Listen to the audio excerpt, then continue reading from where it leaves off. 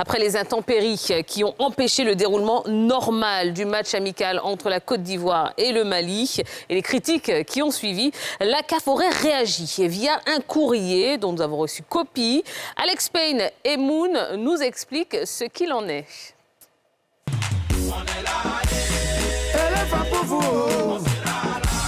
Mardi 12 septembre, le match amical Côte d'Ivoire-Mali n'ira pas à son terme.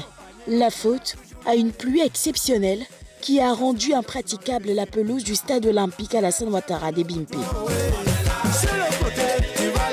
À 4 mois de la CAN, l'inquiétude gagne le cœur des Ivoiriens. L'infrastructure sportive homologuée par la CAF des mois plus tôt pose problème.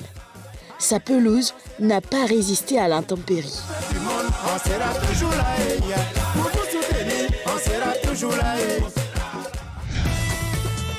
En milieu de semaine, dans un courrier qui lui est attribué, la Confédération africaine de football aurait pris position.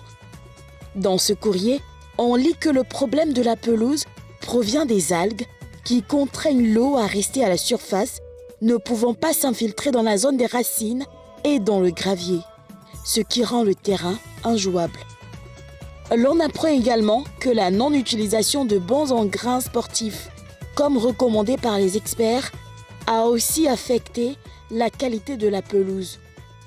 Le courrier précise que les investigations menées le 13 septembre dernier ont révélé une bonne fonctionnalité du drainage lorsque la couche d'algues était éliminée. En termes de recommandations immédiates, il est recommandé un apport d'engrais granulaires pour accélérer la récupération du gazon, ainsi que le ratissage et la tonte rotative du terrain à une fréquence régulière. L'on conseille que les contrats de maintenance soient mis en place pour garantir que les contracteurs soient en mesure d'effectuer tous les travaux nécessaires. Outre le stade Alassane Ouattara, le courrier évoque aussi les autres enceintes sportives devant accueillir la CAN 2023. La pelouse du stade Félix Houphouët-Boigny donne des satisfactions.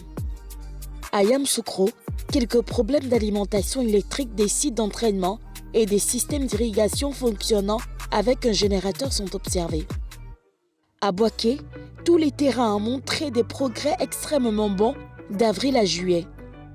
À Korogo, l'alimentation posait problème sur tous les emplacements de ce site, mais des progrès significatifs ont été constatés lors des inspections d'avril à juillet. À moins de 4 mois de la CAN, la Côte d'Ivoire s'active pour être prête à accueillir la grande famille du football africain.